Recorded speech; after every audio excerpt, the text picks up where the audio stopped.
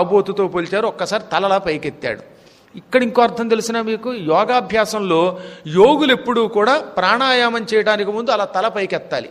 ఎత్తి ఒక్క క్షణకాలం పైకెత్తి ఎడమ చేతి మీద కుడి చెయ్యి పెట్టుకుని ధ్యానం చేసి అప్పుడు నాసికాగ్రానికి దృష్టిని చేర్చి ప్రాణాయామం చెయ్యాలి. ప్రాణాయామం చెయ్యండో అన్నంత మాత్రం చేత కాదు, ముందు ఒక్కసారి తల పైకెత్తాలన్నమాట. ఇప్పటికీ మహాయోగుల యొక్క ఫోటోలు అలాగే కనపడతాయి మీకు, ఇలా పైకి కొంచెం పైకెత్తి.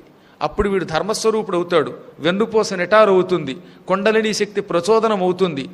అప్పుడు తర్వాత ఏం చేయాలి, ఈ ముక్కు చివరికి దృష్టిని నిలబెట్టాలి, నాసాగ్రం మీద నిలబెట్టాలి.